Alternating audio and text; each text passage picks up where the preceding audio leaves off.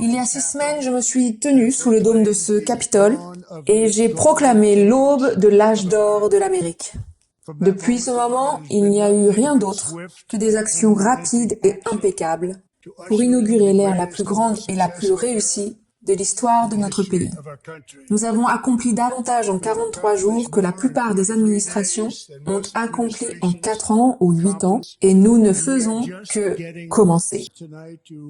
Je suis de retour dans cette salle ce soir pour signaler que l'élan de l'Amérique est de retour. Notre esprit est de retour, notre fierté est de retour, notre confiance est de retour, et le rêve américain est plus grand et meilleur qu'il n'a jamais été. Le rêve américain est inarrêtable et notre pays est sur le point de faire son retour comme le monde ne l'a jamais connu et ne le connaîtra probablement jamais plus. Il n'y a jamais rien eu de tel. L'élection présidentielle du 5 novembre était un mandat comme nous n'en avions pas vu depuis de nombreuses décennies. Nous avons remporté les 7 swing states, ce qui nous a donné une victoire au collège électoral de 312 voix. Nous avons remporté le vote populaire et de loin. Nous avons remporté les comtés dans notre pays de 2700 à 525. Nous avons désormais une carte qui se lit presque entièrement en rouge et qui est pour les républicains. Maintenant, pour la première fois dans l'histoire de notre pays, davantage de personnes pensent que nous allons dans la bonne direction que de personnes qui pensent que nous allons dans la mauvaise direction. En fait, c'est même un record avec 27 swings. C'est le record le plus grand jamais enregistré. De même, l'optimisme des petites entreprises ont généré le gain mensuel le plus élevé jamais enregistré, avec un bond de 41 points. Les membres du Congrès sont priés de maintenir et de respecter le décorum dans la Chambre et de cesser toute autre perturbation. C'est ici un avertissement. Les membres se livrent à une violation volontaire et le président est prêt à ordonner aux sergents d'armes à venir rétablir l'ordre dans les sections. Monsieur Green, s'il vous plaît, asseyez-vous. Monsieur, asseyez-vous. Asseyez-vous!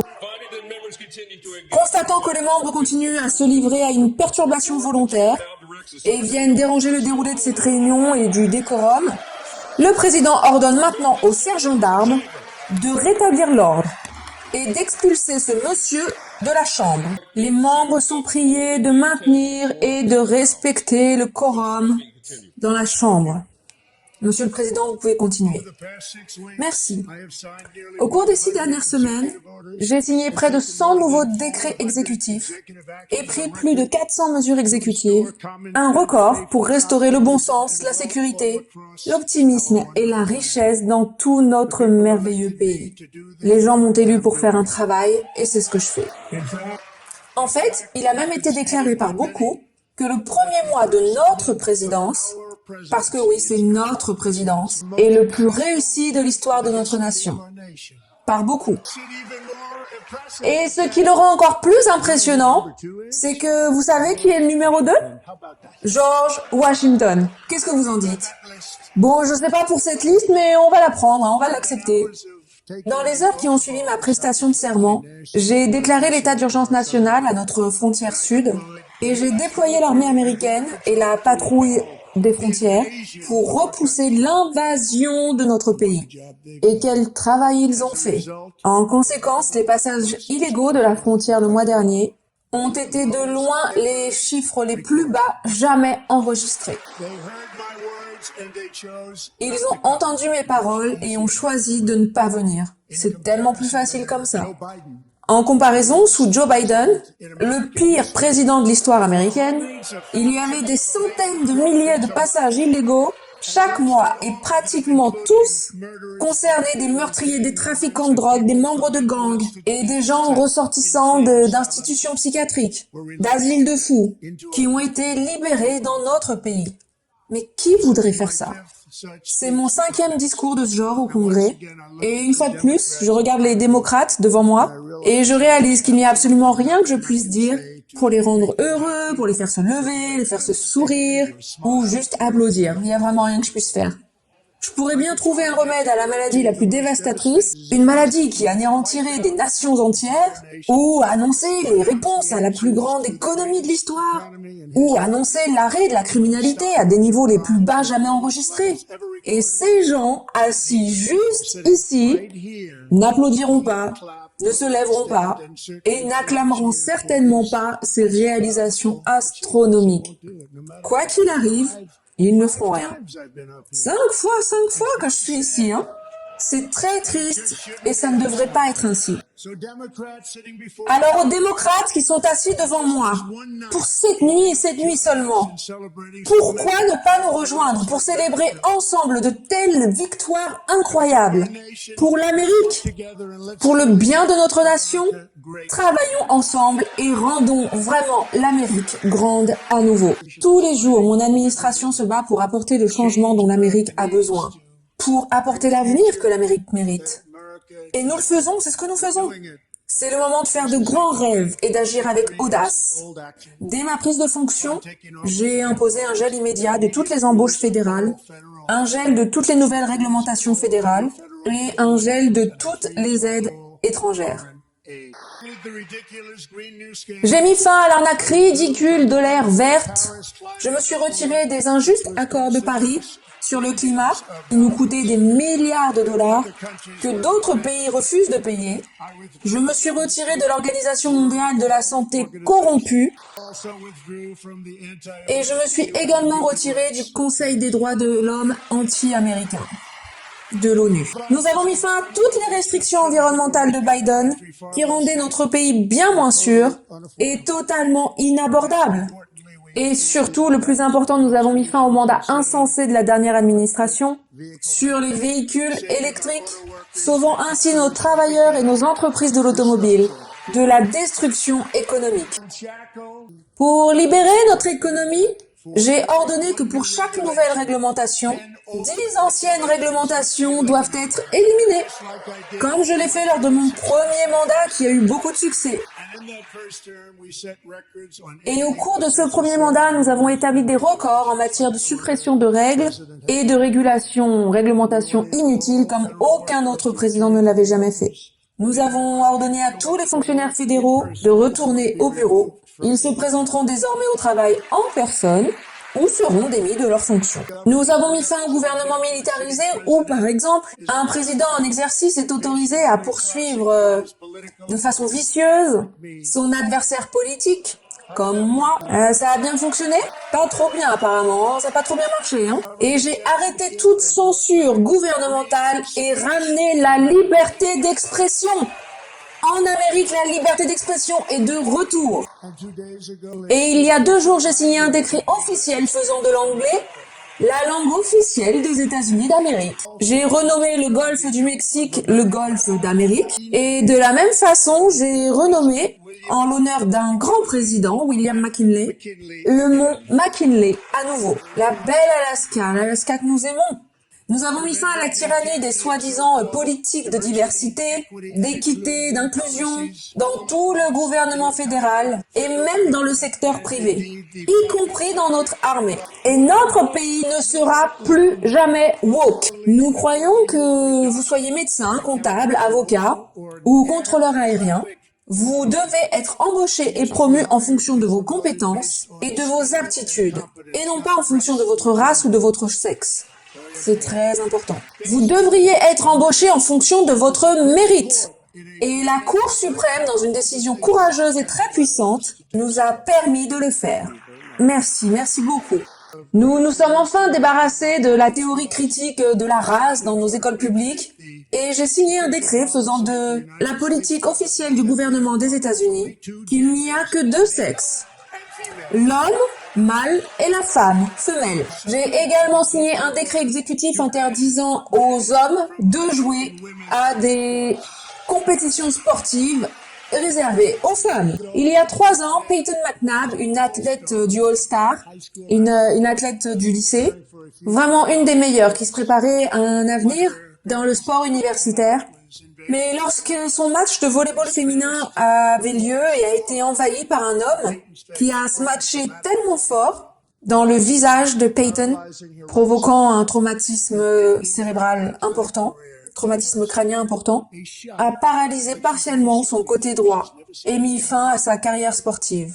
C'était un tir comme elle n'en avait jamais vu auparavant. Elle n'avait jamais rien vu comme ça. Peyton est ici ce soir dans la galerie, et Peyton, à partir de maintenant, les écoles expulseront les hommes des équipes féminines, ou alors elles perdront tout financement fédéral. Et si vous voulez vraiment voir des chiffres, regardez donc ce qui s'est passé dans la boxe féminine, l'haltérophilie, l'athlétisme, la natation, ou le cyclisme, où un homme a récemment terminé une course longue distance avec 5 heures et 14 minutes d'avance sur une femme, pour un nouveau record de 5 heures. Il a donc battu le record de 5 heures. C'est dégradant pour les femmes, et c'est très mauvais pour notre pays. Nous n'allons donc plus le supporter. Ce que je viens de décrire n'est qu'une petite fraction de la révolution du bon sens qui est maintenant en train de prendre place grâce à nous et qui balaye le monde entier. Le bon sens est maintenant devenu un thème commun et nous ne reviendrons jamais, jamais en arrière. Nous ne laisserons jamais cela se produire. Parmi mes plus hautes priorités se trouve celle de sauver notre économie et d'obtenir un soulagement exceptionnel et immédiat pour les familles qui travaillent. Comme vous le savez, nous avons hérité de la dernière administration, nous avons hérité d'eux une catastrophe économique et d'une inflation cauchemardesque. Leurs politiques ont fait grimper les prix de l'énergie, ont fait grimper les coûts des matières premières, des épiceries, et ont rendu les choses nécessaires de la vie complètement hors de portée pour des millions et des millions d'Américains, qui n'avaient encore jamais dû faire face à rien de tel. Nous avons subi la pire inflation depuis 48 ans, et peut-être même dans l'histoire de notre pays. Les analystes ne sont pas trop sûrs. Et en tant que président, je me bats tous les jours pour inverser ces dégâts et rendre l'Amérique de nouveau abordable. Joe Biden en particulier a laissé le prix des œufs devenir complètement hors de contrôle. Le prix des œufs est incontrôlable. Et nous travaillons vraiment dur pour le faire baisser. Monsieur le secrétaire, faites du bon travail là-dessus. Vous avez malheureusement hérité d'un désordre total de la part de l'administration précédente. Faites du bon travail. Un objectif majeur de notre lutte pour vaincre l'inflation est de réduire rapidement le coût de l'énergie. L'administration précédente a réduit de 95% le nombre de nouveaux baux pétroliers et gaziers et a ainsi ralenti la construction de nouveaux pipelines et a fermé plus de 100 centrales électriques que nous sommes actuellement, pour bon nombre d'entre elles, en train de réouvrir. Et franchement, nous n'avions jamais rien vu de tel. C'est la raison pour laquelle le premier jour de mon mandat, j'ai déclaré l'urgence énergétique nationale. Comme vous m'avez entendu le dire plusieurs fois, nous avons plus d'or liquide sous nos pieds que n'importe quelle autre nation sur Terre. Et de loin. Et maintenant, j'autorise pleinement l'équipe la plus talentueuse jamais réunie à aller le chercher. Cela s'appelle fort, bébé, fort. Dans le sens de forer la terre. Mon administration travaille également sur un gigantesque gazoduc en Alaska, un des plus grands au monde, où le Japon, la Corée du Sud et d'autres nations veulent être nos partenaires. Des investissements en vue de plusieurs milliers de dollars chacun. Il n'y a jamais rien eu de tel. Ce sera vraiment spectaculaire. Tout est prêt à démarrer, les permis sont obtenus. Et plus tard cette semaine, je prendrai également des mesures historiques pour augmenter considérablement la production de minéraux et de terres rares, ici aux États-Unis. Pour lutter davantage contre l'inflation, nous n'allons pas seulement réduire le coût de l'énergie, mais nous mettrons fin au gaspillage flagrant de l'argent des contribuables. Et à cette fin, j'ai créé le tout nouveau ministère de l'efficacité gouvernementale, peut-être que vous en avez entendu parler, peut-être, qui est dirigé par Elon Musk, qui est dans la galerie ce soir. Merci Elon, il travaille vraiment très dur, vous savez. Il avait clairement pas besoin de ça, il n'avait pas besoin de ça. Merci beaucoup, vraiment nous apprécions. Tout le monde ici, même de ce côté-là, tout le monde apprécie. Non, je crois qu'ils l'apprécient, ils veulent juste pas l'admettre. Il suffit d'écouter une partie du gaspillage effroyable que nous avons déjà identifié. 22 milliards de dollars du HHS pour fournir des logements et des voitures gratuitement aux immigrés illégaux. 45 millions de dollars pour la diversité, l'équité et l'inclusion, des bourses d'études en Birmanie, 40 millions de dollars pour améliorer l'inclusion sociale et économique des migrants sédentaires, Personne ne sait ce que ça veut dire. Et 8 millions de dollars pour promouvoir le LGBTQI+, dans la nation africaine du Lesotho, dont jamais personne n'a entendu parler. 60 millions de dollars pour les peuples autochtones et l'autonomisation des Afro-Colombiens en Amérique centrale. 60 millions de dollars. 8 millions de dollars pour rendre les souris transgenres. C'est réel, hein? 32 millions de dollars pour une opération de propagande de gauche en Moldavie. 10 millions de dollars pour la circoncision masculine au Mozambique. 20 millions de dollars pour un programme arabe au Moyen-Orient. Ouais, 20 millions de dollars pour un programme au Moyen-Orient. 1,9 milliard de dollars pour le comité de décarbonisation des maisons récemment créé, dirigé, et nous savons qu'elle est impliquée, juste au dernier moment, l'argent a été transmis par une femme nommée Stacey Abrams. Vous avez déjà entendu parler d'elle? Un contrat de conseil en stratégie de 3,5 milliards de dollars pour la surveillance des poissons. 1,5 million de dollars pour la confiance des électeurs au Libéria. 14 millions de dollars pour la cohésion sociale au Mali. 59 millions de dollars pour des chambres d'hôtel pour les immigrants illégaux à New York. C'est un promoteur immobilier, il a super bien réussi. 150 millions de dollars pour accroître l'innovation en matière d'action climatique locale végétalienne au Zambie. 42 millions de dollars pour le changement social et comportemental en Ouganda. 14 millions de dollars pour améliorer les marchés publics en Serbie. 47 millions de dollars pour améliorer les résultats d'apprentissage en Asie. Croyez-moi, l'Asie se porte vraiment très bien en ce qui concerne l'apprentissage. On aurait plutôt dû utiliser cet argent-là pour nous-mêmes. 11 millions de dollars pour les contrats des DI au ministère de l'Éducation. Le ministère le mieux payé, il n'y a jamais rien eu de tel. Sous l'administration Trump, toutes ces escroqueries, et il y a bien pire, mais je me suis dit que c'était pas forcément approprié d'en parler maintenant, elles sont si mauvaises. Beaucoup d'autres ont été découvertes et exposées, et rapidement résiliées par un groupe de personnes très intelligentes, principalement des jeunes, dirigés par Elon, et nous apprécions. Nous avons réussi à retrouver des centaines de milliards de dollars, et nous avons repris l'argent et réduit notre dette pour lutter contre l'inflation et bien d'autres choses. On a repris une grande partie de cet argent juste à temps. Ce n'est que le début. Le Bureau de la responsabilité gouvernementale, le bureau du gouvernement fédéral, a estimé la fraude annuelle à plus de 500 milliards de dollars dans notre nation. Et nous travaillons très dur pour y mettre fin. Nous allons également identifier des niveaux choquants d'incompétence et de fraude probable dans le programme de sécurité sociale pour nos aînés, des personnes que nous aimons et qui comptent sur nous. Croyez-le ou non, les bases de données gouvernementales répertorient 4,7 millions de membres de la sécurité sociale âgés de 100 à 109 ans. Elle répertorie 3,6 millions de personnes âgées de 110 à 119 ans. Moi, je connais aucun d'entre eux. Bon, je connais des gens qui sont plutôt âgés, mais pas vraiment âgés à ce niveau-là. 3,47 millions de personnes âgées de 120 à 129 ans. 3,9 millions de personnes âgées de 130 à 139 ans. 3,5 millions de personnes âgées de 140 ans à 149 ans. Et de l'argent est versé à beaucoup d'entre eux.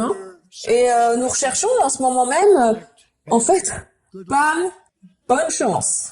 Bonne chance. Tu vas les trouver. Mais bon, bref, beaucoup d'argent est versé. Parce que voilà, c'est comme ça continue d'être payé, et personne fait quoi que ce soit. Et ça fait vraiment beaucoup de mal à la sécurité sociale. Et à notre pays. 1,3 million de personnes âgées de 150 à 159 ans. Et plus de 130 000 personnes, d'après les bases de données de la sécurité sociale, ont plus de 160 ans. Nous avons un pays en bien meilleure santé que je le pensais, Bob. Y compris, pour terminer, 139 000 personnes âgées de 220 à 229 ans. Et une personne âgée entre 240 et 249 ans. Et une personne répertoriée comme étant âgée de 360 ans ou plus. Âgée de plus de 100 ans, 100 ans plus vieux que notre pays. Mais nous allons découvrir où va cet argent. Et croyez-moi, ça va pas être joli. Cela dit, en réduisant toutes les fraudes, le gaspillage et le vol, que nous arriverons à trouver, nous vaincrons l'inflation, ferons baisser les taux hypothécaires, baisser les mensualités de voiture, le prix des produits quand vous faites vos courses, protégerons nos aînés et mettrons plus d'argent dans les poches des familles américaines. Et aujourd'hui, les taux d'intérêt ont fait une belle chute, une grande et belle chute. Et dans un avenir proche, je veux faire ce qui n'a pas été fait en 24 ans, c'est équilibrer le budget fédéral. Nous allons équilibrer le budget. Avec cet objectif en tête, nous avons développé en détail ce que nous appelons la carte d'or, la Gold Card, qui sera mise en vente très bientôt pour 5 millions de dollars. Nous allons permettre aux créateurs d'emplois les plus performants du monde de pouvoir se payer un chemin vers la citoyenneté américaine. C'est comme la Green Card, mais en mieux, et un peu plus sophistiqué. Bien sûr, ces gens devront payer les impôts dans notre pays. Ils n'auront plus à payer d'impôts de là d'où ils viennent. Avec l'argent qu'ils feront, ils devront bien entendu payer des impôts. Ils serviront probablement à créer des emplois. Ils sortiront également les gens des universités, ils paieront pour eux, afin que nous puissions les garder dans notre pays, au lieu de les forcer à partir. Et tous les numéros 1 dans les meilleures écoles, par exemple, sont forcés de partir. Au lieu de rester dans d'autres pays, de créer un nombre considérable d'emplois, ils partent et ils vont créer des emplois et de la grande valeur ailleurs. Nous allons plutôt éliminer les criminels, les tueurs, les trafiquants, les prédateurs d'enfants, qui sont autorisés à entrer dans notre pays en toute illégalité, en vertu de la politique des frontières ouvertes de ces gens, les démocrates, là, l'administration Biden, politiques insensées de frontières ouvertes, que vous avez permis pour détruire notre pays. Nous allons maintenant plutôt faire venir des gens brillants et travailleurs qui vont créer des emplois. Ils vont payer beaucoup d'argent et nous allons contribuer à réduire notre dette avec cet argent. Les Américains nous ont donné un mandat pour un changement audacieux et profond.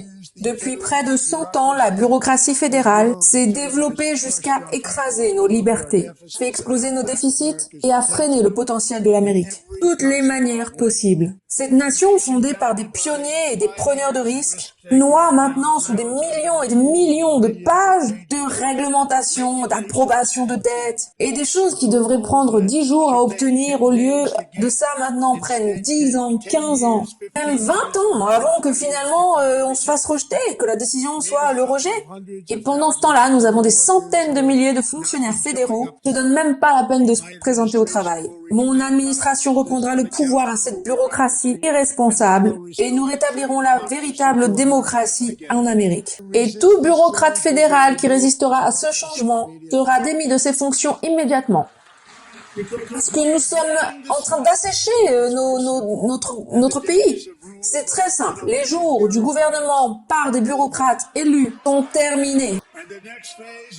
Et la prochaine phase de notre plan pour offrir la meilleure économie et la meilleure histoire, avec un grand H, c'est que ce congrès adopte des réductions d'impôts pour tout le monde. Ils attendent que vous votiez. Et je suis sûre que les gens à ma droite, je ne parle pas de la droite républicaine, et de ma droite juste là, je suis sûre que vous allez voter pour ces réductions d'impôts. Parce que sinon, je crois pas que les gens voteront un jour de nouveau pour vous.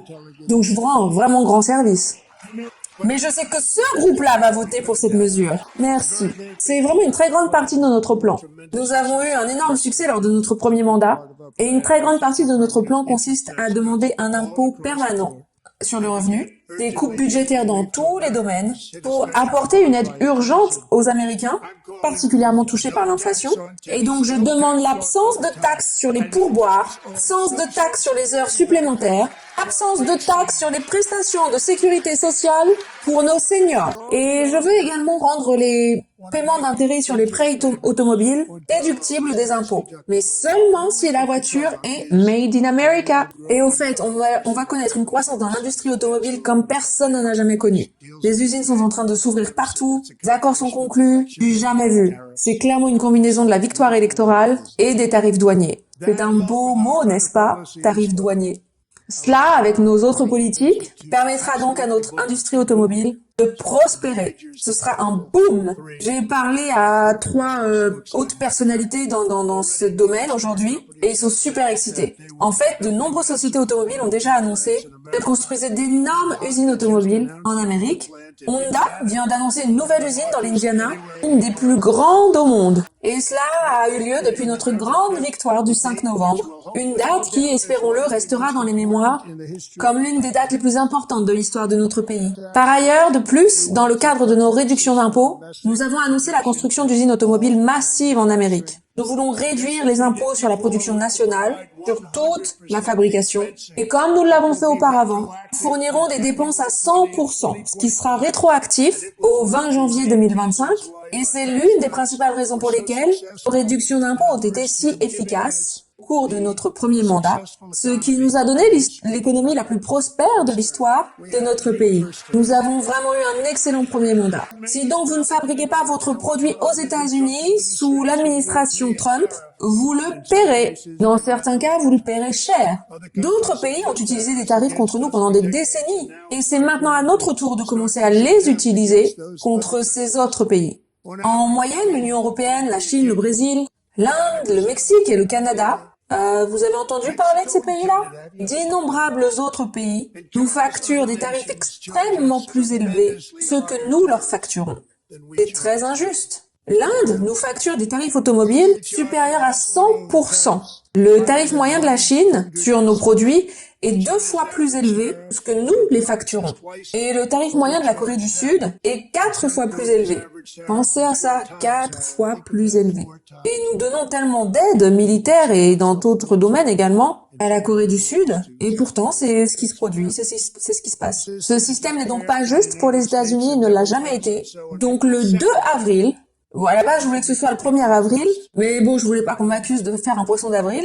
Vous savez, juste ce jour de décalage, ça nous a coûté beaucoup d'argent. Mais donc, bref, nous allons le faire en avril. Oui, je suis une personne très superstitieuse, hein. Le 2 avril, des tarifs réciproques entrent en vigueur, et quoi qu'ils nous imposent, nous les taxerons en retour de la même façon. C'est réciproque, la réciprocité. Peu importe ce qu'ils nous imposent, nous leur imposerons la même chose. S'ils imposent des tarifs non monétaires pour nous empêcher d'entrer sur leur marché, alors nous imposerons des barrières non monétaires pour les empêcher d'entrer sur notre marché. Et il y en a beaucoup qui font ça, vous savez, ils nous autorisent même pas à rentrer sur leur marché. Nous allons récupérer des milliards et des milliards de dollars et créer des emplois que nous n'en avons jamais vus avant. Je l'ai fait avec la Chine, je l'ai fait avec d'autres. Et l'administration Biden n'a rien pu y faire parce que c'était tellement d'argent qu'il ne pouvait plus rien faire. Nous avons été arnaqués depuis des années par presque tous les pays de la planète. Nous ne laisserons plus cela se reproduire. Beaucoup de choses ont été dites ces 3 derniers mois à propos du Mexique et du Canada. Mais nous avons de très gros déficits avec les deux. Mais plus important encore, ils ont permis au fentanyl d'entrer dans notre pays à des niveaux jamais vus, tuant ainsi des centaines de milliers de nos citoyens et souvent de très jeunes et magnifiques personnes, détruisant des familles entières. On n'avait jamais vu ça avant. En fait, ils reçoivent des subventions de centaines de milliards. Nous versons des subventions au Canada et au Mexique, des centaines de millions de dollars. Et les États-Unis ne feront plus ça. Allons arrêter cela.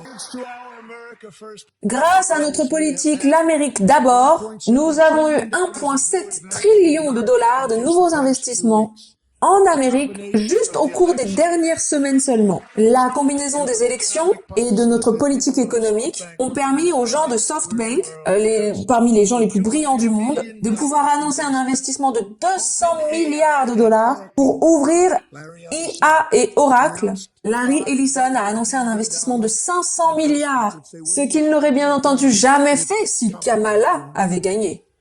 Apple a annoncé un investissement de 500 milliards de dollars. Tim Cook m'a appelé. Il m'a dit, j'ai pas fait assez vite pour le dépenser, j'avais tellement hâte, je pouvais pas faire plus vite que ça, mais je pense que ça va être encore beaucoup plus que ça. Je crois que désormais, ils construiront plutôt leurs usines ici plutôt qu'en Chine. Et hier encore, Taiwan Semiconductor, le plus grand du monde, le plus puissant du monde, qui a une quantité énorme, 97% du marché, a annoncé un investissement de 65 milliards de dollars pour construire les puces, les micro-puces, les plus puissantes du monde, ici même aux États-Unis. Et pourtant, nous ne leur donnons aucun argent. De ce côté-là, ils ont donné des milliards de dollars, plein d'argent, et ça signifie rien. C'est juste à donner notre argent là où eux ne le dépensaient pas en retour. Tout ce qui comptait important, tout ce qui était important pour eux, tout ce qui comptait, c'était qu'ils ne voulaient pas payer de droits de douane. Alors ils sont venus, ils construisent de nombreuses autres entreprises arrivent également. Nous n'avons même pas besoin de leur donner d'argent. Nous voulons simplement protéger nos entreprises et nos employés. Et ils viendront parce qu'ils n'auront pas à payer des droits de douane s'ils font le choix de construire en Amérique. C'est très étonnant, vous devriez vous débarrasser de la loi sur les puces et de tout ce qui en reste. Monsieur Speaker, Monsieur le Président, vous devriez utiliser cela pour réduire la dette, ou toute autre cause que vous voulez. Notre nouvelle politique commerciale sera également formidable pour l'agriculteur américain. J'aime les agriculteurs. Il va désormais vendre uniquement sur notre marché intérieur aux États-Unis parce que personne ne sera plus en mesure de rivaliser avec eux. Parce que vous savez, ces marchandises qui viennent d'autres pays et d'entreprises concurrentes sont vraiment dans une très mauvaise position de tant de manières différentes. Elles peuvent même être très sales, dégoûtantes. Et pourtant, elles arrivent chez nous, elles affluent et elles nuisent à nos agriculteurs américains. Les tarifs douaniers continueront d'être appliqués sur les produits agricoles entrants et nos agriculteurs, à partir du 2 avril, il faudra peut-être une petite période d'ajustement. Nous l'avons déjà fait avant, lorsque j'ai conclu l'accord avec la Chine. 50 milliards de dollars d'achat et j'ai dit, soyez un peu indulgents avec moi. Et c'est ce qu'ils ont fait, c'est ce qu'ils ont été. Ils ont probablement dû me supporter, ils vont probablement devoir me supporter à nouveau et ce sera encore mieux cette fois. Et c'était super à l'époque, mais le problème c'est que Biden ne l'a pas appliqué. Il n'a pas appliqué ce que j'avais négocié pendant mon premier mandat, 50 milliards de dollars d'achat et nous nous en sortions super bien, mais Biden ne l'a pas appliqué. Et cela a nui à nos agriculteurs. Mais nos agriculteurs vont maintenant pouvoir s'en donner à cœur joie. Alors à tous les agriculteurs, amusez-vous bien. Moi aussi je vous aime. Je vous aime. Et j'ai aussi réussi à imposer un tarif de 25% sur l'aluminium, le cuivre, le bois d'œuvre et l'acier. Parce que si nous n'avions pas, par exemple, l'acier, d'autres choses, ça veut dire que nous n'aurions pas d'armée. Et franchement, si nous n'avons pas d'armée, alors on ne gardera pas notre pays très longtemps. Et avec nous aujourd'hui, un travailleur américain fier, travaillant dans l'acier. C'est une personne fantastique d'Alabama. Jeff travaille dans la même usine sidérurgique depuis 27 ans, dans un emploi qui lui a permis de servir comme capitaine de son service local de pompiers volontaires. Il a élevé 7 enfants avec sa merveilleuse épouse, Nicole, et au fil des années, il a réussi à offrir un foyer aimant à plus de 40 enfants en famille d'accueil. C'est génial. Merci. Des histoires comme celle de Jeff nous rappellent que ces tarifs ne visent pas seulement à protéger les emplois américains, ils servent également à protéger l'âme de notre pays. Les tarifs ont pour objectif de rendre l'Amérique riche à nouveau et à rendre l'Amérique grande à nouveau. Et c'est en train de se produire et ça continuera à se produire plutôt rapidement. Il y aura sûrement un peu de perturbations, mais on en fait notre affaire. Ce sera pas grand-chose. Non, vous ne l'êtes pas, non. Regardez où Biden nous a emmenés. Très bas, plus bas le niveau que nous n'ayons jamais atteint. Jeff, je veux vraiment vous remercier beaucoup. Et je voudrais aussi rendre hommage à une autre personne qui s'est consacrée à la communauté des familles d'accueil et a travaillé tellement dur pour cela. Une personne très aimante, notre magnifique première dame des États-Unis. Melania a travaillé à donner des résultats incroyables en aidant à préparer les futurs dirigeants de notre nation à entrer sur le marché du travail. Notre première dame est rejointe par 2 jeunes femmes impressionnantes, très impressionnantes. Hayley Ferguson a bénéficié de l'initiative First Ladies Fostering, qui est sur le point de terminer ses études, de devenir enseignante, et Ellison Berry, qui est devenue victime d'une fausse image illicite produite par une consoeur. Et avec l'aide d'Allison et le Sénat vient d'adopter la loi Take It Down, qui est extrêmement important. Merci. Levez-vous, mesdames, s'il vous plaît. Merci. Et merci à John au Sénat. Excellent travail pour criminaliser la publication de telles images en ligne. C'est vraiment une chose terrible, c'est terrible. Et une fois que cette décision sera adoptée par la Chambre, j'ai hâte de signer ce projet de loi, merci. Et je vais utiliser ce projet de loi pour moi-même, si ça vous dérange pas trop. Parce que personne n'est traité plus mal que moi en ligne. Non, c'est super, vraiment, merci beaucoup, merci au Sénat. Mais si nous nous soucions vraiment de ce qui concerne la protection des enfants américains, Aucune mesure n'est plus cruciale que la sécurisation des frontières américaines. Au cours des 4 dernières années, 21 millions de personnes ont afflué aux États-Unis. Beaucoup étaient des meurtriers, des trafiquants d'êtres humains, des membres de gangs et d'autres criminels issus des rues de villes dangereuses, partout dans le monde entier, à cause des politiques d'ouverture des frontières insensées de Joe Biden, insensées et très dangereuses. Ils sont malheureusement désormais fortement ancrés dans notre pays, mais nous les faisons sortir et nous les faisons sortir rapidement. Et je tiens à remercier Tom Roman et Christy. Je tiens à vous remercier, ainsi que Paul de la patrouille frontalière. Je tiens vraiment à vous remercier pour le travail que vous avez tous fait. Tout le monde, la patrouille décidément j'ai du mal avec ce mot, la patrouille frontalière, la police des frontières, forces de l'ordre en général, sont absolument incroyables. Nous devons prendre bien soin de nos forces de l'ordre. L'année dernière, une brillante étudiante en soins infirmiers de 22 ans nommée Lake Riley, la meilleure de sa classe, admirée de tous, est sortie pour faire un jogging sur le campus de l'Université de Géorgie. Ce matin-là, Laken a été violemment attaquée, agressée, battue, brutalisée et horriblement assassinée.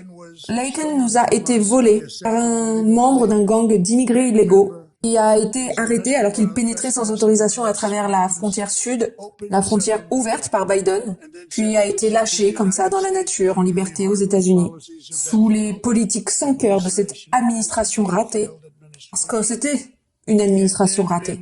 Il a ensuite été arrêté et libéré dans une ville sanctuaire dirigée par les démocrates, un vrai désastre, avant de mettre fin à la vie de cette magnifique jeune ange. Ce soir, avec nous, la mère bien-aimée de Laken, Allison, et sa sœur, Lorraine. L'année dernière, j'ai dit aux parents en deuil de Laken que nous veillerons à ce que leur fille ne soit pas morte en vain. C'est la raison pour laquelle le tout premier projet de loi que j'ai signé, en tant que votre 47e président des États-Unis, impose la détention de tous les étrangers criminels dangereux qui menacent la sécurité publique. C'est une loi très forte et très puissante. Elle s'appelle la loi Laken-Riley. Allison et Lorraine, l'Amérique n'oubliera jamais notre belle Laken. Laken Hope Riley. Depuis que j'ai pris mes fonctions, mon administration a lancé la répression des frontières et de l'immigration la plus radicale de l'histoire américaine. Nous avons rapidement atteint le nombre le plus bas de passages illégaux à nos frontières jamais enregistrés. Merci. Les médias et nos chers amis du Parti démocrate n'arrêtaient pas de dire que nous avions besoin d'une nouvelle législation. Nous devons absolument avoir une législation pour sécuriser la frontière. Mais bon, il s'est avéré que tout ce dont nous avions vraiment besoin, c'était d'un nouveau président. Joe Biden n'a pas simplement ouvert nos frontières. Il a réussi à faire voler les immigrés clandestins au-dessus des frontières, de façon à ce qu'ils puissent submerger nos écoles, nos hôpitaux et nos communautés à travers tout le pays. Des villes entières comme Aurora dans le Colorado ou Springfield dans l'Ohio ont littéralement fléchi sous le poids de l'occupation des migrants et de la corruption comme personne ne l'avait jamais vu avant. Des belles villes complètement détruites. Et maintenant, comme je l'ai promis dans mon discours inaugural, nous sommes en train d'accomplir la grande libération de l'Amérique. Il y a encore beaucoup de travail à faire. Est avec nous ce soir une jeune femme que j'ai eu le plaisir de découvrir, Alexis de Houston, une femme merveilleuse que j'ai connue en juin dernier. La fille d'Alexis, âgée de 12 ans, sa précieuse Jocelyne, s'est rendue dans un endroit de proximité, un magasin de quartier. Elle a été kidnappée, ligotée, agressée pendant 2 heures sous un pont et horriblement assassinée. Arrêtée pour son crime odieux, il s'agissait de 2 monstres immigrés clandestins venus du Venezuela, libérés en Amérique par la dernière administration à travers leur ridicule ouverture de frontières. La mort de cette petite fille de 12 ans, magnifique, et l'agonie de sa mère et de sa famille ont profondément touché notre nation tout entière. Alexis, j'ai fait la promesse que nous nous souviendrons toujours de ta fille, de ta magnifique fille. Et plus tôt ce soir, signer un ordre pour tenir ma parole envers toi. Une chose que j'ai apprise à propos de Jocelyne, qu'elle aimait beaucoup les animaux, mais la nature. Et de l'autre côté de la baie de Galveston, d'où Jocelyne vivait, à Houston, vous pouvez trouver un magnifique refuge faunique national, un sanctuaire immaculé, paisible, 34 000 acres, toutes les créatures de Dieu, juste au bord du golfe d'Amérique. Alors Alexis, il y a juste quelques instants, est officiellement renommé ce refuge en mémoire de ta magnifique fille Jocelyne. Alors, monsieur le vice-président, si vous le pouvez, puis-je avoir l'ordre? Merci beaucoup. Les 3 sauvages, accusés des meurtres de Jocelyne et de Laken, étaient membres du gang de la prison vénézuélienne. Ils disent qu'il s'agit du gang le plus dur au monde, connu sous le nom de Trendy Uruguay. Il y a 2 semaines, j'ai officiellement désigné ce gang, ainsi que le MS-13 et les cartels de la drogue mexicain sanguinaire, comme des organisations terroristes étrangères. Ils sont donc désormais officiellement dans la même catégorie qu'ISIS, et ça, c'est pas bon pour eux. D'innombrables milliers de ces terroristes ont été accueillis aux États-Unis par l'administration Biden. Mais à partir de maintenant, chacun d'entre eux sera arrêté, expulsés de force de notre pays, ou ils sont trop dangereux, mis en prison et jugés dans ce pays, parce que nous ne voulons pas qu'ils puissent un jour revenir. Ce soir avec nous, nous avons un guerrier sur les lignes de front.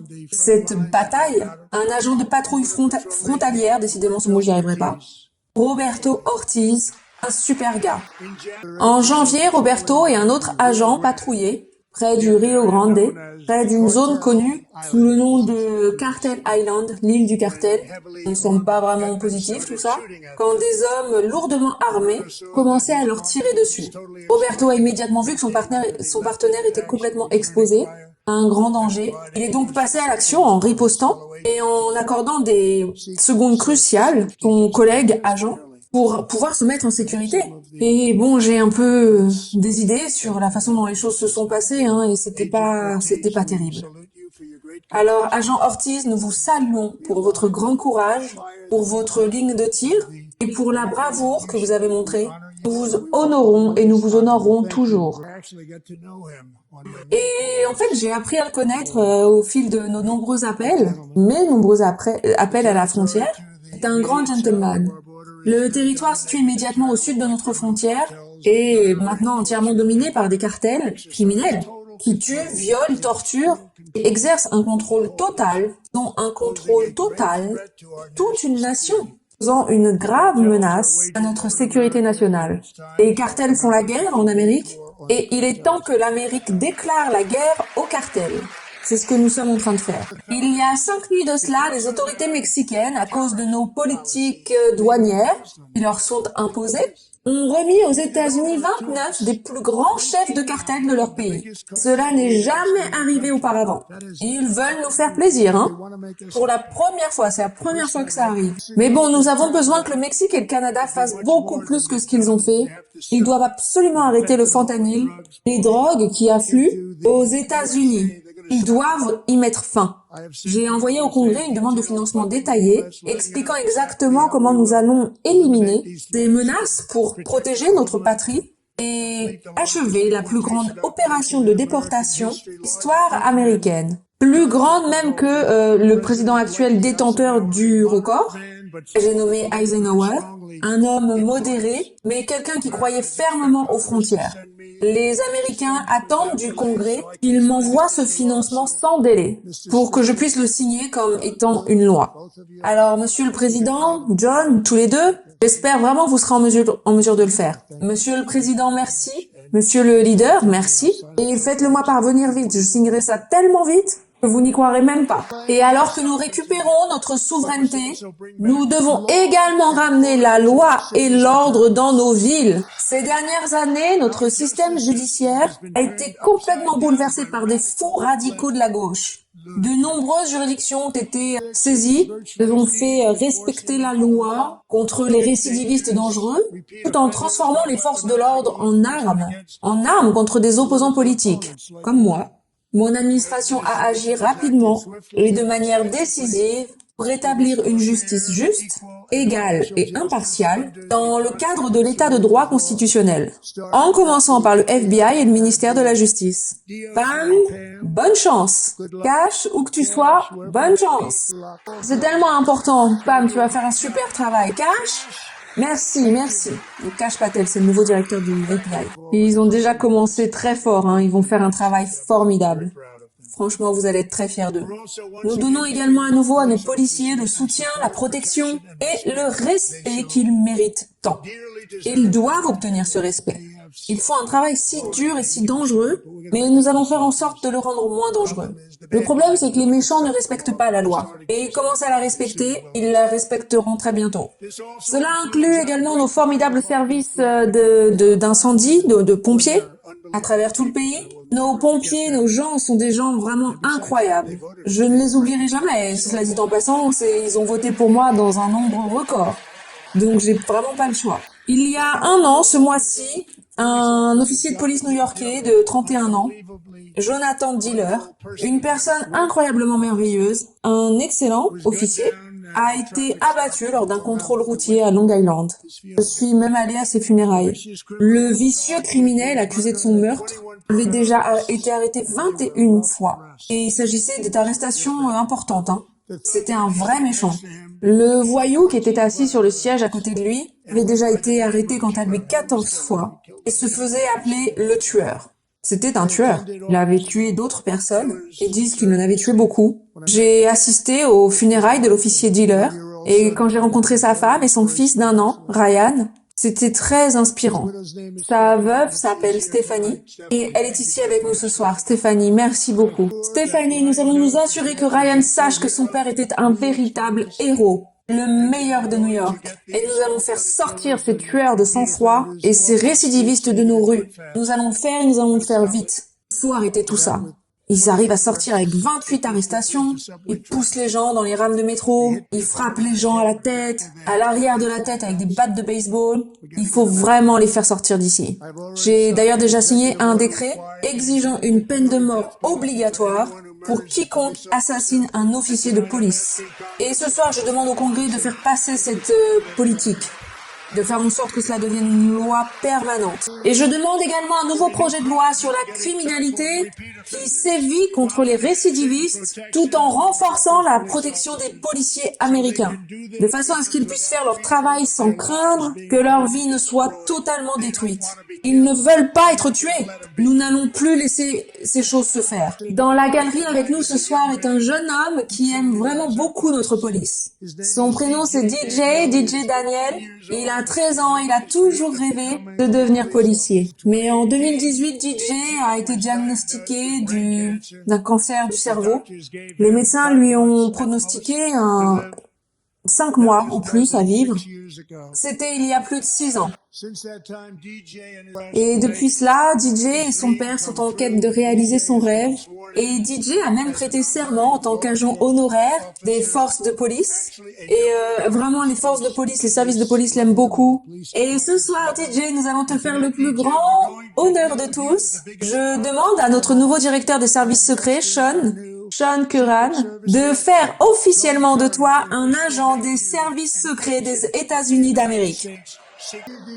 Les médecins de DJ pensent que son cancer provient probablement d'un produit chimique auquel il a été exposé quand il était plus jeune. Depuis 1975, les taux de cancer infantile ont augmenté de plus de 40%. Inverser cette tendance est l'une des principales priorités de notre nouvelle commission présidentielle pour rendre l'Amérique en bonne santé à nouveau. Un objectif partagé par notre nouveau secrétaire à la santé et aux services sociaux, Robert F. Kennedy Jr. Avec un nom de famille pareil, Kennedy, on aurait pu penser que tout le monde de ce côté-là se serait réjoui avec nous, hein. C'est incroyable à quelle rapidité ils oublient, hein. Notre objectif est donc d'éliminer les toxines de notre environnement, les poisons de notre alimentation, et de garder nos enfants en bonne santé et forts. Par exemple, il n'y a pas si longtemps, et on peut même pas croire à ces chiffres, un enfant sur 10 000 était autiste. 1 sur 10 000. Et maintenant, c'est un enfant sur 36. Il y a quelque chose qui va pas. 1 sur 36. Réfléchissez un peu à ça. Alors nous allons découvrir ce que c'est, et personne n'est mieux placé que Bobby. Tous ceux qui travaillent avec vous, vous êtes vraiment les meilleurs pour comprendre et découvrir ce qui se passe. D'accord? Bobby, bonne chance. C'est vraiment un travail très important. Merci. Mon administration travaille également à protéger nos enfants des idéologies toxiques dans nos écoles. Il y a quelques années, January Littlejohn et son mari ont découvert que l'école de leur fille avait secrètement fait effectuer une transition sociale à leur petite fille de 13 ans. Les enseignants et les administrateurs ont été inspirés, ont comploté pour tromper January, c'est son prénom, elle s'appelle Janvier, et son mari, tout en encourageant leur fille à utiliser un nouveau prénom et de nouveaux pronoms. Il, elle au pluriel. Tout cela sans en parler à January qui est ici avec nous ce soir et qui est maintenant un courageux défenseur de cette forme de maltraitance envers les enfants. January, merci. Des histoires comme celle-ci sont la raison pour laquelle, peu de temps après avoir pris ma fonction, j'ai signé un décret interdisant aux écoles publiques d'endoctriner nos enfants avec une idéologie transgenre. J'ai également signé un décret visant à couper tout financement des contribuables pour toute institution qui se livre à la mutilation sexuelle de notre jeunesse. Et maintenant, je veux que le Congrès adopte une loi qui interdit et criminalise de façon permanente les changements de sexe sur les enfants, afin de mettre un terme au mensonge selon lequel tout enfant serait piégé dans le mauvais corps. C'est un grand mensonge. Et notre message à tous les enfants en Amérique est que vous êtes parfaits exactement comme Dieu vous a fait. Nous allons donc évacuer toutes ces choses de nos écoles et de notre armée. C'est déjà dehors d'ailleurs. C'est sorti de notre société américaine. Nous n'en voulons pas. Cet éveil, entre guillemets, c'est un vrai problème. Cet éveil du transgenre, là, c'est mauvais. Et c'est fini pour lui. C'est terminé. C'est parti. Et on se sent tellement mieux maintenant. Vous trouvez pas? Nos membres en service ne seront plus des activistes ou des idéologues. Ils seront des combattants et des guerriers. Ils se battront pour notre pays. Alors félicitations à vous. Félicitations au secrétaire à la défense. Il n'est pas très impliqué dans le mouvement woke, je peux vous le dire. Je le connais bien, je peux vous dire que c'est pas son truc. Je suis heureux d'annoncer qu'en janvier, l'armée américaine a reconnu son meilleur mois de recrutement depuis 15 ans et que toutes les forces armées ont parmi les meilleurs résultats de recrutement de l'histoire de nos services. Et vous savez, c'était il y a seulement quelques mois. Les résultats étaient exactement le contraire. Nous n'arrivions plus à recruter nulle part. Nous n'arrivions plus à recruter et maintenant pourtant on a les meilleurs résultats, probablement les meilleurs résultats que nous n'ayons jamais eus. Quel formidable revirement de situation. C'est vraiment une belle chose de voir les gens aimer à nouveau notre pays. C'est aussi simple que ça. Ils aiment notre pays et ils aiment à nouveau être dans notre armée. Donc c'est vraiment une très bonne chose et merci beaucoup. Nous sommes rejoints ce soir par un jeune homme, Jason Hartley, qui connaît bien le poids de cet appel du devoir.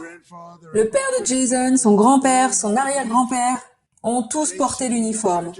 Jason a tragiquement perdu son père, qui était également adjoint du shérif du comté de Los Angeles, s'il n'était qu'un petit garçon, et maintenant il veut perpétuer l'héritage familial du service. Jason est en dernière année de lycée, un athlète universitaire, un très bon athlète.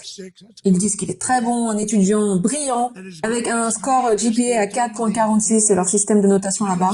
Et son plus grand rêve est d'aller à l'académie militaire. L'académie américaine à West Point. Et Jason, je veux te dire, c'est une grosse affaire que d'entrer là-dedans. C'est difficile de rentrer à West Point. Mais je suis très heureux de t'informer que ta candidature a été acceptée. Vous rejoindrez donc bientôt la formation. Merci Jason. Jason, tu vas être sur la longue Grey Line. Et en tant que commandant en chef, mon objectif est de construire l'armée la plus puissante du futur. Dans un premier temps, je demande au Congrès de financer un bouclier antimissile de pointe pour protéger notre patrie. Tout fabriqué aux États-Unis. Ronald Reagan voulait le faire il y a bien longtemps, mais la technologie n'était pas encore là, loin de là d'ailleurs. Mais maintenant c'est incroyable, nous avons la technologie nécessaire. D'autres pays l'ont, Israël, là, d'autres également l'ont. Alors les États-Unis devraient l'avoir. On est d'accord, Tim? On est d'accord? On devrait aussi avoir ça. Et c'est vraiment très très important. Nous vivons dans un monde très dangereux, nous devrions vraiment l'avoir. Nous voulons être protégés et nous allons protéger nos citoyens, comme ils n'ont jamais été protégés.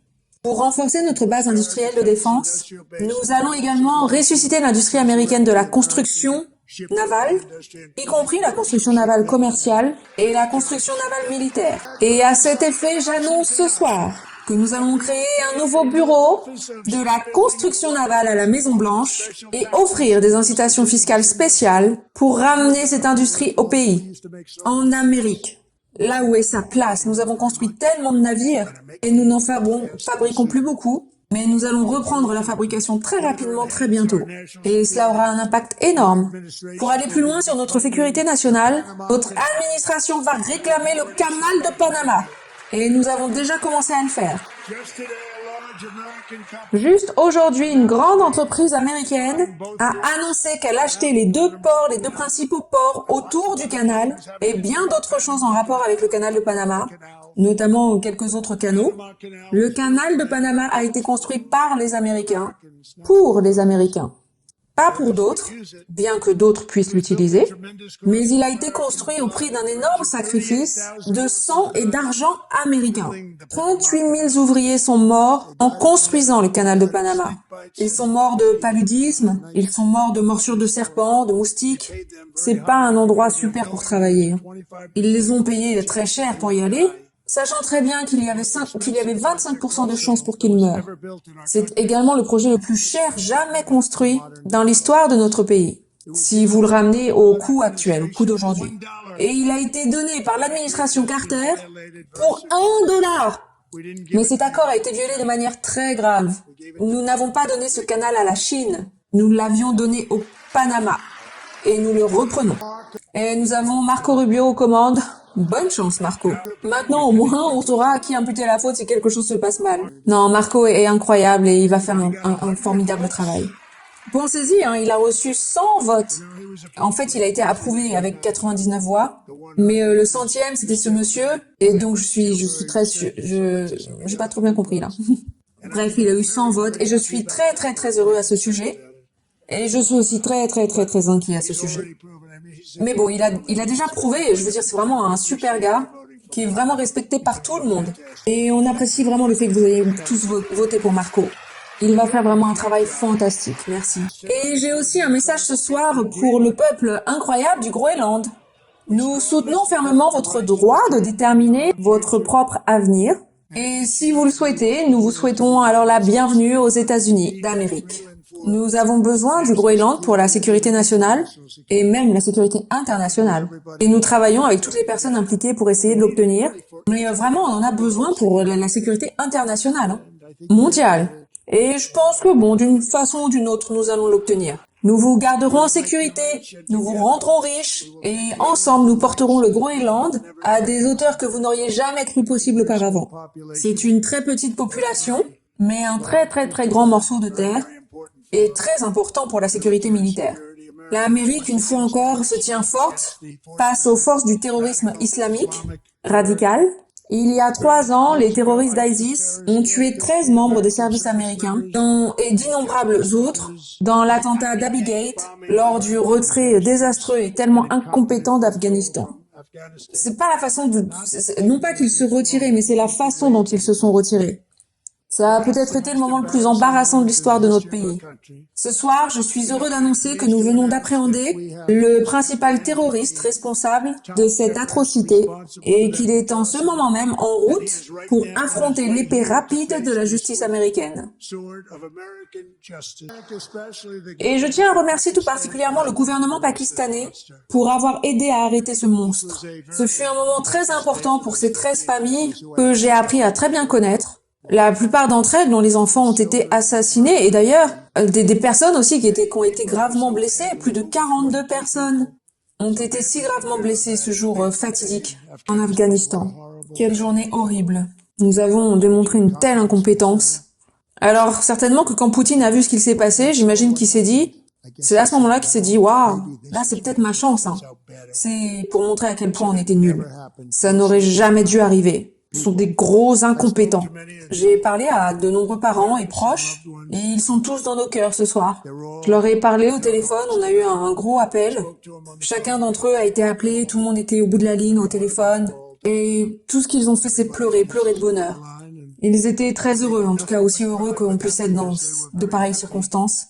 Leurs enfants, leurs frères, leurs sœurs, leurs filles, leurs fils ont été tués sans aucune raison. Au Moyen-Orient, nous sommes en train de ramener nos otages de Gaza.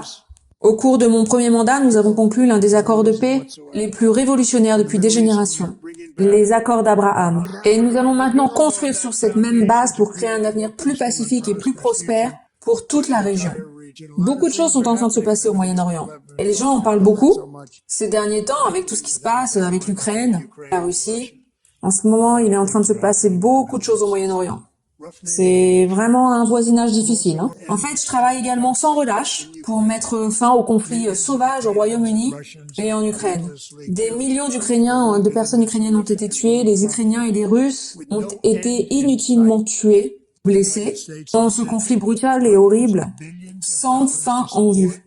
Les États-Unis ont envoyé des centaines de milliards de dollars pour soutenir la défense de l'Ukraine, sans avoir aucune sécurité de leur part, sans rien. La tête dépitée de speaker derrière. Dépité. Vous voulez que ça continue encore pendant 5 ans? Ah oui, allez-y, applaudissez, c'est Pocahontas. Pocahontas a dit oui, faut laisser continuer ça. 2000 personnes sont tuées chaque semaine. Plus que cela même. Prenez les jeunes Russes, les jeunes Ukrainiens. Ce sont pas des Américains, Mais moi, je voulais vraiment sincèrement que ça s'arrête. Pendant ce temps, malheureusement, l'Europe a dépensé plus d'argent pour acheter du pétrole et du gaz russe que pour défendre l'Ukraine. Pensez-y, réfléchissez bien.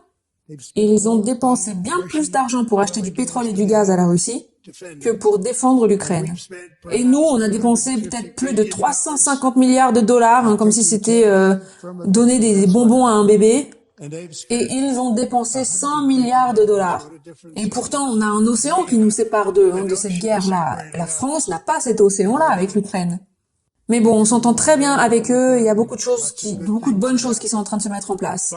Biden a autorisé plus d'argent dans ce combat que l'Europe n'en a dépensé.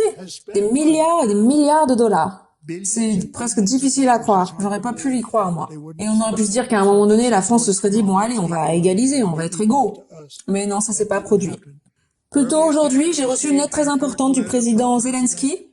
La lettre dit que l'Ukraine est prête à venir à la table des négociations dès que possible pour se rapprocher davantage de la paix. Personne ne veut la paix plus que le peuple ukrainien. Le président Zelensky a donc déclaré « Mon équipe et moi sommes prêts à travailler sous la ferme direction du président Trump pour obtenir une paix durable. Nous apprécions vraiment tout ce que l'Amérique a fait pour aider l'Ukraine, nous aider à maintenir notre souveraineté et notre indépendance. Concernant l'accord sur les minéraux et la sécurité, l'Ukraine est désormais prête à le signer n'importe quand ça vous arrange. J'apprécie qu'il ait envoyé cette lettre. Je viens de la recevoir il y a quelques instants. En même temps, nous avons eu de sérieuses discussions avec la Russie et nous avons reçu des signaux forts indiquant que la Russie est prête pour la paix. Est-ce que ce serait pas formidable, ça?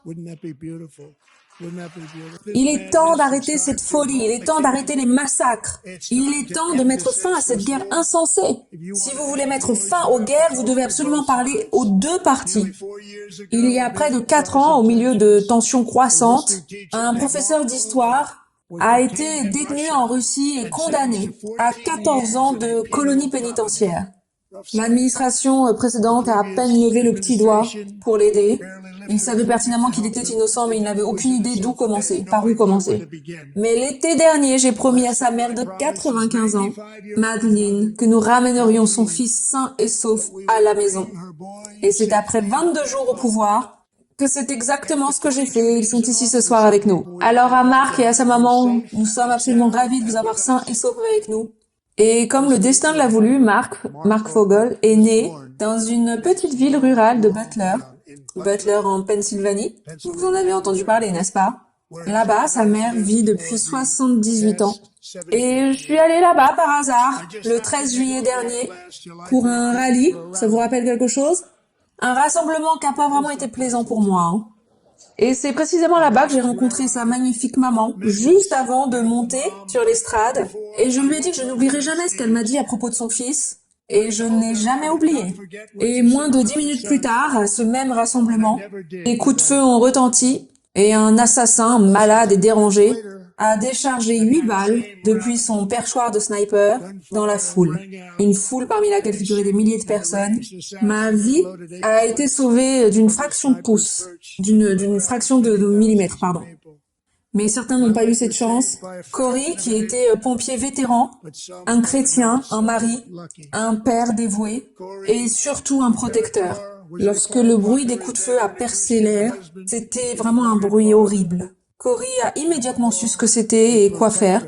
Il s'est jeté sur sa femme et sur sa fille, sur ses filles, et les a protégées des balles avec son propre corps. Cory a été touché très très fort. Vous connaissez la fin de l'histoire, à partir de là. Il a sacrifié sa vie pour sauver la leur. 2 autres très bonnes personnes ont également été gravement touchées. Et heureusement, grâce à l'aide de 2 grands médecins de campagne, nous pensions qu'ils étaient perdus, mais ils ont été sauvés. Ces médecins avaient vraiment un grand talent.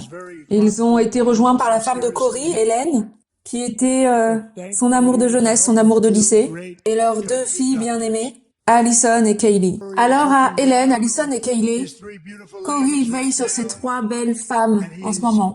Je suis sûre qu'il vous encourage, il vous aime. Cory nous a bien sûr été enlevé beaucoup trop tôt, mais son destin était de nous laisser à tous un brillant exemple d'un brillant dévouement désintéressé, celui d'un vrai patriote américain. C'est des personnes comme Cory qui ont construit notre pays, c'est l'amour de personnes comme Cory qui va rendre notre pays plus majestueux encore qu'il ne l'a jamais été. Et je crois que ma vie a été sauvée ce jour-là à Butler pour une très bonne raison. J'ai été sauvée par Dieu pour rendre l'Amérique grande à nouveau. Merci beaucoup. Donc de la part des patriotes, des héros de Gettysburg et de Normandie, des guerriers qui ont traversé le Delaware, aux pionniers qui ont escaladé les Rocheuses, des légendes qui ont volé à Kitty Hawk, jusqu'aux astronautes qui ont touché la Lune, les Américains ont toujours été le peuple qui a défié tous les arts, transcendé tous les dangers, fait les sacrifices les plus extraordinaires et toujours fait ce qu'il fallait pour défendre nos enfants, notre pays et nos libertés. Et comme nous l'avons bien vu dans cette salle ce soir, cette même force, cette même foi, ce même amour et cet esprit sont toujours bien vivants et prospères dans le cœur du peuple américain. Malgré tous les efforts de ceux qui essayaient de nous censurer, de nous réduire au silence, de nous briser, de nous détruire, les Américains sont aujourd'hui une nation fière, libre, souveraine et indépendante, qui sera toujours libre et nous nous battrons pour cela jusqu'à la mort. Nous ne laisserons jamais rien arriver à notre pays bien-aimé, parce que nous sommes un pays d'acteurs, de rêveurs, de combattants, de survivants. Nos ancêtres ont traversé un vaste océan, se sont dirigés vers une nature sauvage inconnue et ont taillé leur fortune dans la roche et le sol, d'une frontière périlleuse et très dangereuse. Ils ont poursuivi notre destin à travers un continent sans limite. Ils ont construit les chemins de fer, posé les autoroutes et honoré le monde de merveilles américaines, comme l'Empire State Building, le puissant barrage d'Hoover et l'imposant Golden Gate. Ils ont éclairé le monde entier avec l'électricité, se sont libérés de la force de la gravité, ont allumé les moteurs de l'industrie américaine et ont vaincu les communistes, fascistes et marxistes partout dans le monde. Ils nous ont donné d'innombrables merveilles modernes, sculptées dans le fer, le verre et l'acier, et nous nous tenons sur les épaules de ces pionniers qui ont gagné et construit l'ère moderne, ces travailleurs qui ont versé leur sueur dans les skylines, les horizons de nos villes, ces guerriers qui ont versé leur sang sur les champs de bataille et ont donné tout ce qu'ils avaient pour nos droits et pour notre liberté. Il est temps pour nous maintenant de prendre le relais. Nous sommes la cause juste pour la liberté américaine. Et c'est notre tour de prendre le destin de l'Amérique en main et de commencer les jours les plus palpitants de l'histoire de notre nation. Ce sera notre plus grande ère. Avec l'aide de Dieu, au cours des 4 prochaines années, nous allons mener cette nation encore plus haut. Et nous allons forger la civilisation la plus libre, la plus avancée, la plus dynamique et la plus dominante qui ait jamais existé sur la surface de la Terre. Nous allons créer la meilleure qualité de vie, construire les communautés les plus sûres, les plus riches, les plus saines et les plus vitales du monde entier. Nous allons conquérir les vastes frontières de la science et nous allons conduire l'humanité dans l'espace. Nous allons planter le drapeau américain sur la planète Mars et même bien au-delà. Et à travers tout cela, nous allons redécouvrir le pouvoir stable de l'esprit américain et nous allons renouveler la promesse illimitée du rêve américain. Chaque jour, nous nous lèverons et nous nous battrons pour le pays auquel nos citoyens croient, pour le pays que notre peuple mérite. Mes compatriotes américains, préparez-vous à un avenir incroyable, parce que l'âge d'or de l'Amérique ne fait que commencer. Il ne ressemblera à rien de ce qui a déjà été vu auparavant. Merci, que Dieu vous bénisse et que Dieu bénisse l'Amérique. Voilà les amis, dites-moi dans les commentaires ce que vous en avez pensé. N'oubliez bien sûr pas de liker cette vidéo et de vous abonner pour ne manquer aucune de mes prochaines publications. On se donne rendez-vous à la prochaine vidéo. D'ici là, portez-vous bien. Bye.